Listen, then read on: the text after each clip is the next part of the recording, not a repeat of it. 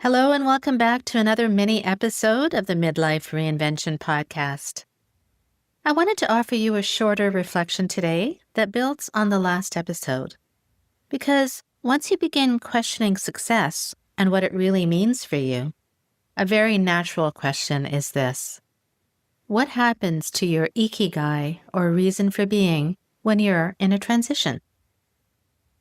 Because I think a lot of people assume that Ikigai is something fixed, as though there is one perfect answer you're meant to discover and then hold on to forever. But that really isn't how it works, my friend, and it certainly isn't how transitions work. As you grow and as your life changes, as your responsibilities shift, as your energy changes, and as you become more honest about what matters to you, your relationship with your Ikigai can change too. So today I want to share 3 ways your Ikigai often changes in a career or life transition, and more importantly, what you can begin doing with that awareness right now. The first is that what used to feel meaningful may no longer feel meaningful in the same way. That can be very unsettling, especially if you have built a lot of your identity around work that once felt purposeful, exciting, or worth the sacrifice. You may still be good at it. You may still get recognition for it. You may be still able to do it very well. But the deeper sense of meaning may not be there in the way it once was. And this happens more often than people realize. I've seen women who have built a successful path, stayed responsible, did everything they were supposed to do, and then found themselves waking up one day realizing that the work still looked good from the outside, but it no longer felt meaningful from the inside. And that can be very confusing, because you start asking yourself, why am I not satisfied by something that once made so much sense? But sometimes nothing is wrong. Sometimes you have simply changed. Sometimes your values have shifted, your priorities have deepened, or your definition of contribution has become more personal and more honest. What mattered to you 10 or 15 years ago may not be what matters most now, and that does not mean you are lost. It means you are evolving. So if that is where you are, one question I'd really invite you to sit with is this: what feels meaningful to me now that may not have mattered as much before? You do not need a perfect answer. Just begin noticing what has changed. The second way your Ikigai often changes in a transition is that your strengths may need to be expressed differently. This is a big one, because a lot of people assume that if they are good at something, they should keep using that strength in exactly the same way, in the same environment, role, or pace forever. But that is not always true. You may still be highly skilled at, for example, leading or teaching, caregiving, managing, solving problems, or building or creating, or supporting others. And yet the way you have been using those strengths may no longer fit your life or your energy. And that is a very important distinction.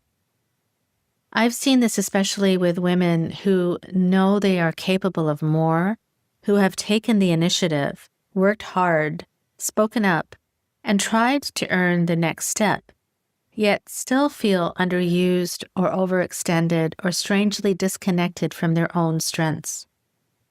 The issue is not that they no longer have value. Very often the issue is that the environment, the pace, or the structure they're in is no longer a good fit for how those strengths want to be used.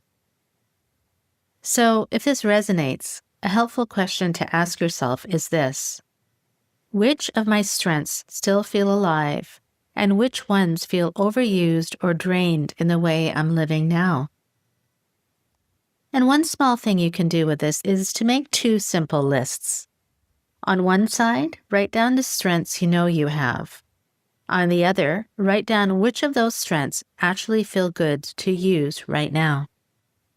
That can be incredibly revealing because it helps you separate what you are capable of from what is actually aligned. The third way your Ikigai often changes in a transition is that your energy becomes a much more important guide. This is where I think so many people are getting useful information, but they ignore it because they think energy is too soft or too subjective. It's not. Sometimes your energy is telling you the truth long before your mind is ready to admit it. You may notice that certain kinds of work leave you tense or resentful, flat, or just pushing through. You may also notice that other kinds of work, or conversations, ideas, or ways of contributing leave you feeling more open, more interested, more clear, and more like yourself. And that matters. Because when your life or work is badly out of alignment, it often keeps you in a more catabolic state. You're bracing, you're coping, managing, comparing, trying to keep up, or trying to prove something. Even if you're functioning well, there is still a cost. And this is not abstract. I've seen women who were still doing their jobs well enough that no one around them would have guessed how much was costing them. But by the end of the day, they had very little left for their own lives. Their workday took the best of them, and the parts of themselves that were curious, creative, thoughtful, or energized had very little room left. When you begin moving towards something that is more aligned with your Ikigai, you often feel more anabolic energy instead. There's more openness, more possibility, more steadiness, and more sense that your life is moving with you instead of against you.